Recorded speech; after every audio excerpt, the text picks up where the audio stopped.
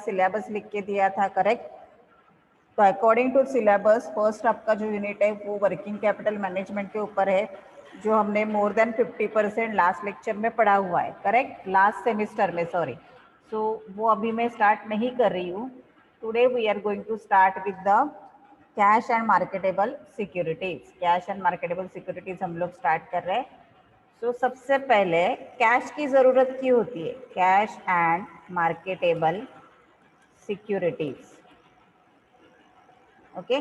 सब हम लोग कैश एंड मार्केटेबल सिक्योरिटीज से बात करते हैं, तो सबसे पहले हम लोग कैश मैनेजमेंट के बारे में बात करेंगे। ये टॉपिक के अंडर सबसे पहले आएगा आपका cash management. Now according to you what will be the cash management?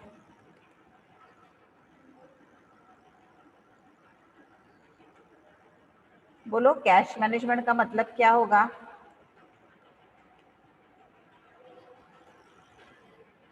Yes, I want answer from your side. Cash मतलब सबको मालूम है, उसका मैनेजमेंट करना मतलब क्या?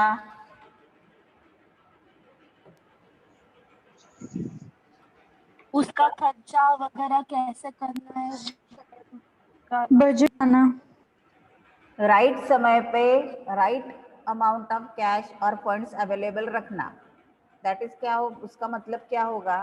Cash management, correct, okay. So अगर हम लोग कैश मैनेजमेंट की बात कर रहे हैं तो उसमें सबसे पहले आपको कंसिडर करना है वो है cash, okay. So cash means what? Cash in the form of currency, जो अपना करेंसी नोट्स है वो, और to the other equivalent such as cheque, draft, deposit among others. मतलब cash means not only currency notes, it may be draft, cheque, deposits and other in the form of, जो cash के form में convert हो सकता है। दूसरा हमें यहाँ पे ध्यान रखना है वो है earning power. Amongst all assets, cash is the most liquid asset, but idle cash balance has no earning power unless it is invested somewhere. मतलब क्या है कि हम लोग कैश मैनेजमेंट मेनली क्यों करते हैं कि अगर हमारे पास कोई एक्सेस कैश बचती है तो we can invest it so that we can earn on that. अगर ऐसे नहीं होगा, प्रॉपर मैनेजमेंट नहीं होगा, तो हमारे पास जो एक्सेस कैश है वो ऐसे ही पड़ा रहेगा, जिसके ऊपर हम लोग को कोई भी इंटरेस्ट नहीं मिलेगा, कोई भी अर्निंग नहीं होगा, ओके। सो ये हो गया। तीसरा एस्पेक्ट्स यहाँ पे हमें देखना है वो है liquidity management. Liquidity management, what is this liquidity management?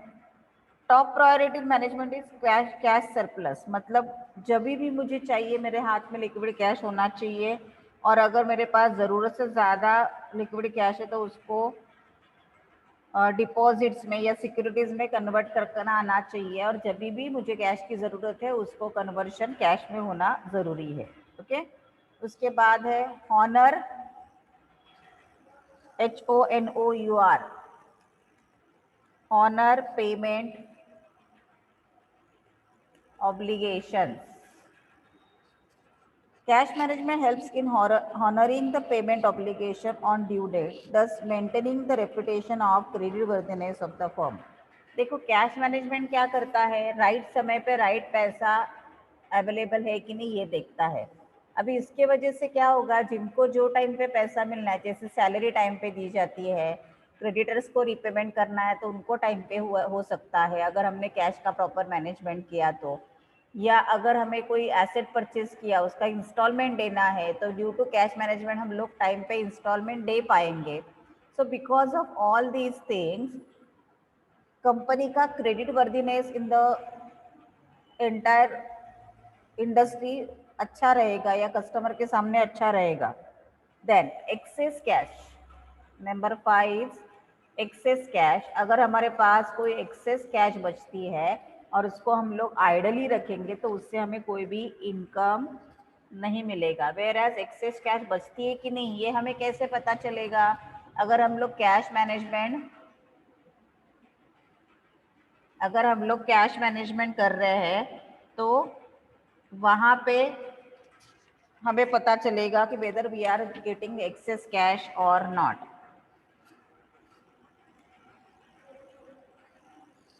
Borrowing cost,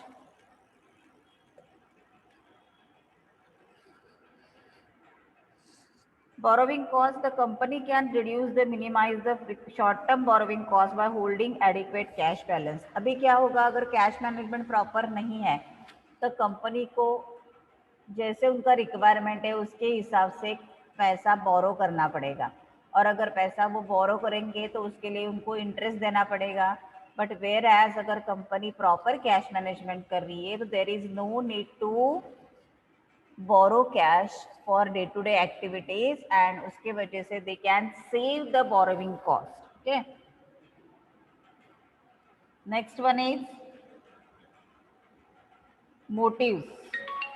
Okay, wait a minute.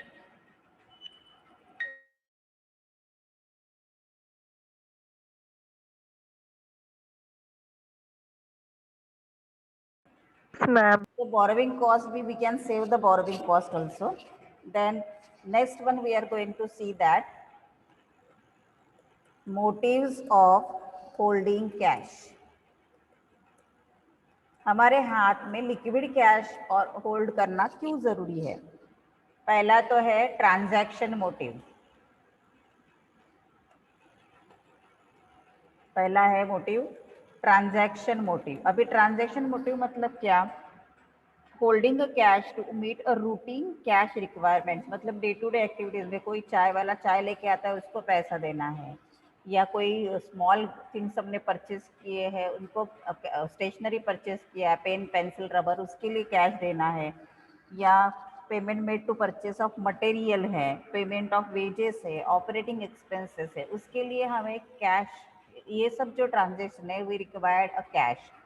So this is the one of the motive of cash holding. Number two is precautionary motive. Number two is precautionary motive.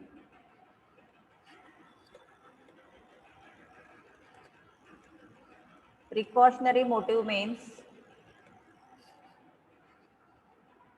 due to precaution, future में अगर कुछ problem आया, if there is any problem in future, we required sudden cash. So for that purpose, we hold some extra cash in our hand. Then speculative motive. Speculative motive. This is the third motive of holding cash. Speculative means in order to take advantage of opportunity which present themselves at unexpected moment and which are outside the scope of normal course of business.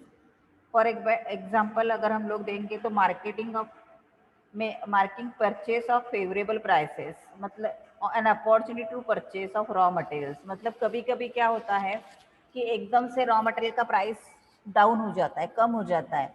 In such a case हम लोग को अगर raw material purchase करना है तो हमारे पास उतना cash available होना ज़रूरी है, राइट? सो वो हमें याद रखना है. Next one, this is called as speculative motive. Next one is compensative motive. Compensating motive.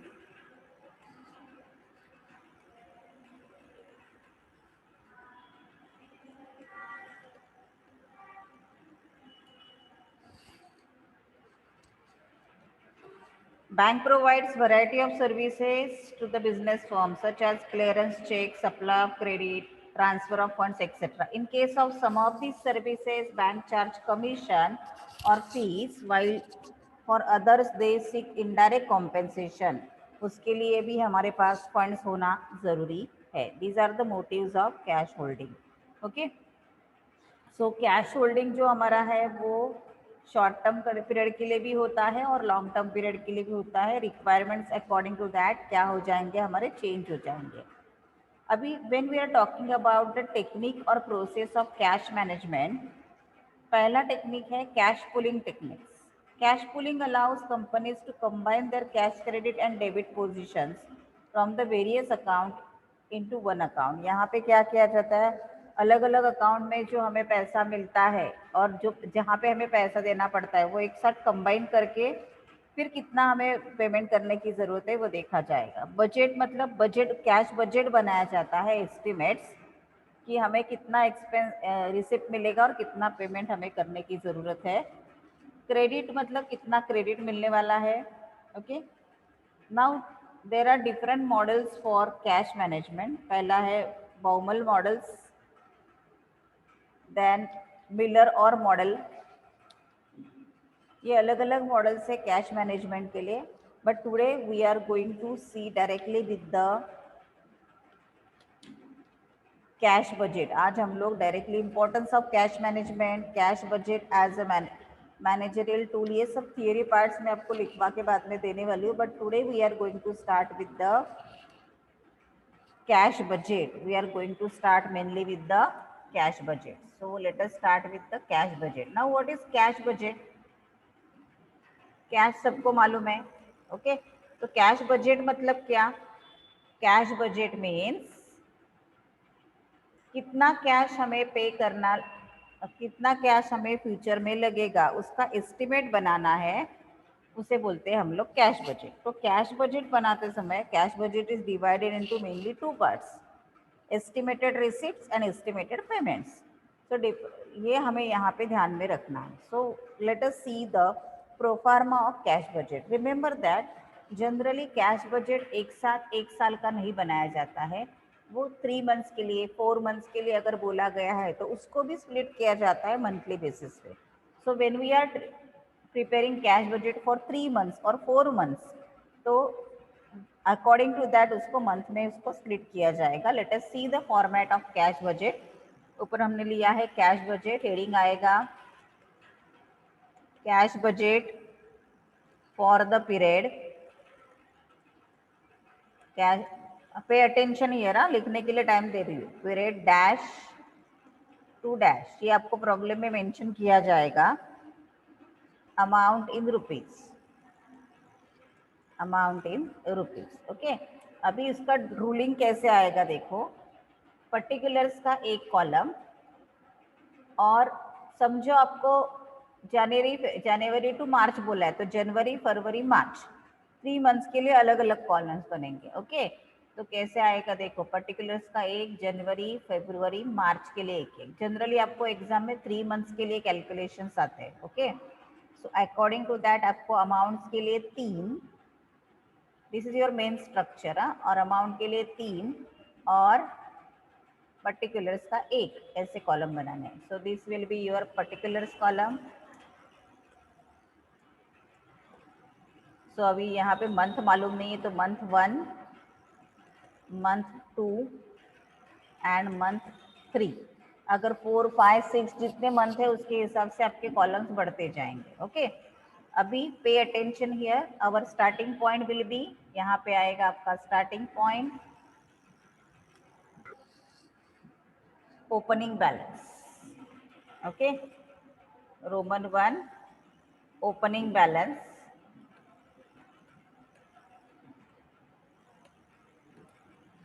Okay, then Roman 2 we have to see receipts.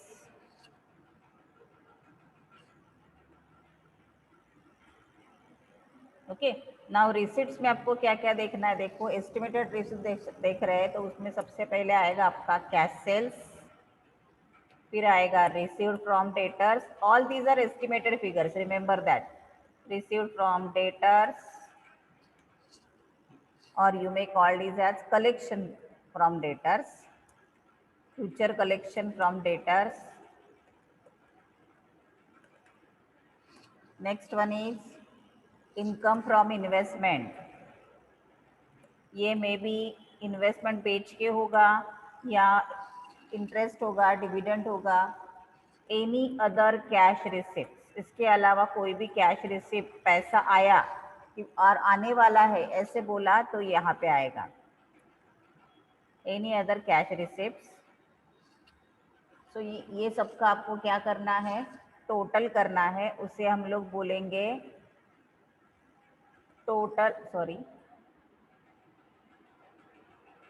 Okay, ये आपका आएगा टोटल ऑफ 2, और you may call this as total receipts.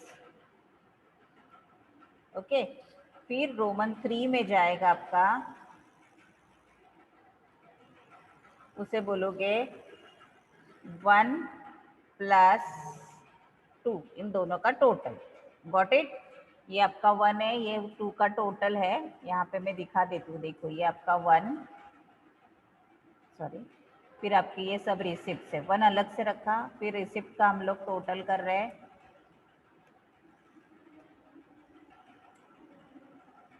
ये हो गया आपका total receipt.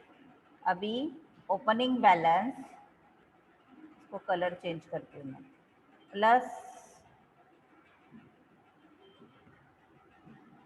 दिख रहा है आपको? इन दोनों का टोटल ये आएगा 1 + 2। This will be your 1 + 2। Okay, अभी रोमन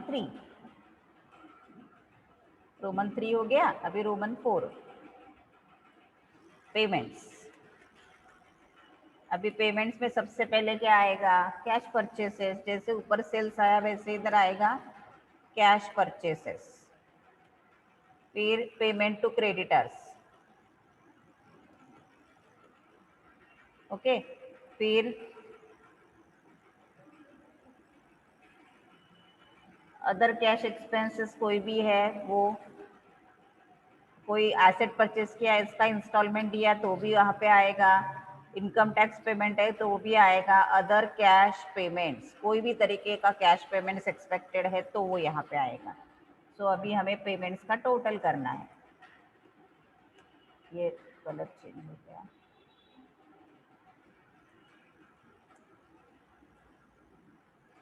ओके, सो ये हो जाएगा आपका total of payments. Total of क्या हो जाएगा आपका? 4। ओके, इसको भी हाईलाइट कर देते हैं हम लोग। ओके, फिर आपको करना है नंबर 5। 5 will be 3 - 4। 5 कैसे निकालेंगे हम लोग? 3 में से 4 माइनस करना है। Number 5 will be 3 - 4।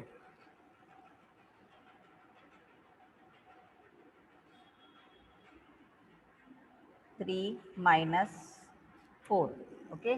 उसे क्या बोलोगे? Closing balance. ओके, सो ये आपका मिला क्लोजिंग बैलेंस। ओके, अभी यहाँ पे ध्यान रखो, लास्ट ये मंथ का क्लोजिंग वही आपका जाएगा उठा के ये मंथ का क्लोजिंग। इसको मैं ये मंथ के क्लोजिंग को थोड़ा और कलर चेंज कर देती हूँ। This is your closing balance. Okay, ये मंथ का क्लोजिंग वही जाएगा आपका नेक्स्ट मंथ का ओपनिंग। ओके, और फिर ये सभी आपका जो भी है वो कॉपी मतलब वो मंथ का जो भी है वो यहाँ पे आएगा। अगेन ये मंथ का क्लोजिंग नेक्स्ट मंथ का हो जाएगा। ये मंथ का क्लोजिंग वो नेक्स्ट मंथ का, ये क्लोजिंग जो बैलेंस है उसको उठाने का, और यहाँ पे थर्ड मंथ का ओपनिंग दिखाने का। और थर्ड मंथ के जो भी आपको दिए हैं एक्सपेंसेस, इनकम जो भी है दिए, वो आपको प्रॉब्लम में दिए जाएंगे, उसका कैलकुलेट करके यहाँ पे लिख देने का।